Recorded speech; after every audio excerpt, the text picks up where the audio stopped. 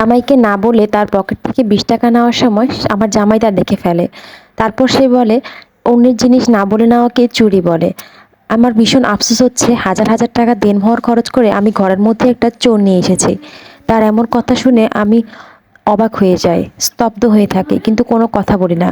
তারপর সে বলল, এরকম দাঁড়িয়ে থাকার কোনো মানে নেই, যে নিজের কাজে মন দাও। দ্বিতীয়বার কোনো সময় এমন কাজ করতে দেখলে আমি তোমার বাবার কাছে নালিশ করব।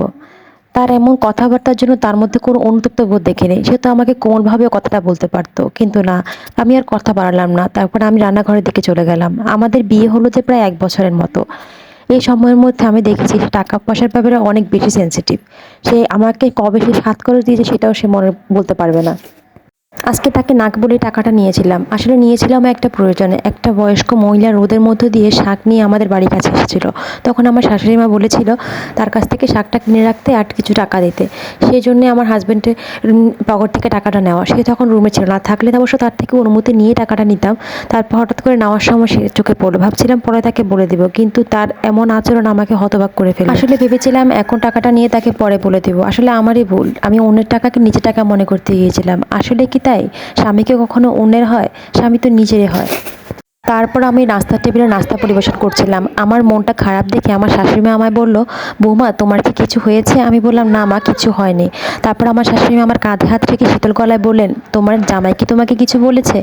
আমার শাশুড়ি মা বুদ্ধিমান মানুষ, তাই তার বুঝতে আর দেরি হলো না। আমিও সব কিছু তাকে খুলে বললাম। তারপর আমার শাশুড়ি মা বললেন, তোমার শ্বশুরও এমন ছিলেন। তারা সবাই মনে করে বউ সবসময় পায়ের তলায় রেখাই ভালো, বউকে টাকা পয়সা দিলে বউ হাতের বাইরে চলে যাবে। তারপর আমি আমার শাশুড়িকে বললাম, তখন আমি আমার শাশুড়ি মাকে বললাম, মা, মেয়েদের কি প্রয়োজন থাকতে পারে না? তাদের তো কত ধরনের কাজেই প্রয়োজন থাকতে পারে, কত কাজেই তো টাকা নিতে পারে। তখন আমার শাশুড়ি মা আর কিছু বললেন না, বললেন সবসময় সব কথার উত্তর কাজে, কথায় না কাজে দিতে হয়। তারপর আমার শাশুড়ি মা মুচকি এসে সেখান থেকে চলে গেলেন। পরদিন সকালে আমার শাশুড়ি মা আমাকে টাকা 4,000 টাকা হাতে দিয়ে বললেন, তোমার নিজেই ঘরে বসে যদি কিছু করতে পারো তাহলে চেষ্টা করো। তারপর আমি বললাম, আপনার ছেলে কি তাতে রাজি হবে? বিয়ের দিন তাতে আপনার ছেলে আমাকে বলেছিল আমি তাতে তেমন বাইরে কোনো কাজ করতে পারবো না, কোনো কিছু করতে পারবো না।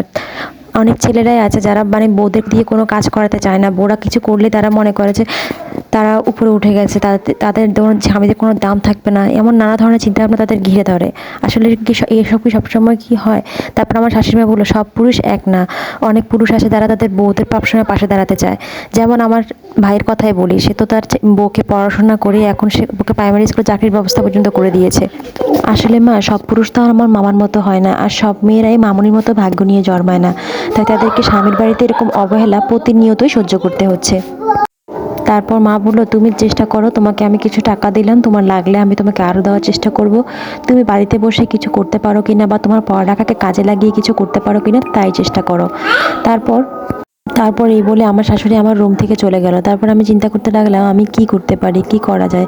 আমার পড়াশোনা তো তেমন করতে পারিনি, আমার মেট্রিকের বছরই আমার বিয়ে হয়ে যায়। তারপর ভাবলাম যে একটা বিজনেস শুরু করা যায় কিনা ছোটোখাটো। এই নিয়ে ভাবলাম হাজব্যান্ডের সাথে কথা বলবো। রাতে যখন এই কথাটা খাবার টেবিলে তোলাতে আমার হাজব্যান্ড আমার সাথে অনেক রাগারাগি করে, এমনকি তার সাথে আমার রাতে এই নিয়ে মারাত্মক কথা কাটাকাটি হয়।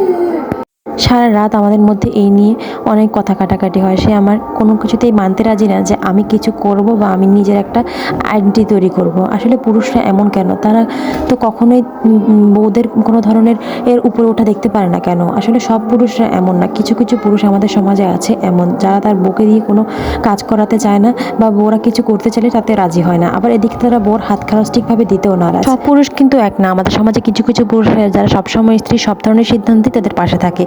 তাই সব পুরুষের কথা বলছি না। এটা ছিল একটা আপুর লেখা কাহিনী। আপুটা আমাকে কাহিনীটা লিখে দিয়েছিল, তাই আমি তোমাদের সাথে শেয়ার করলাম।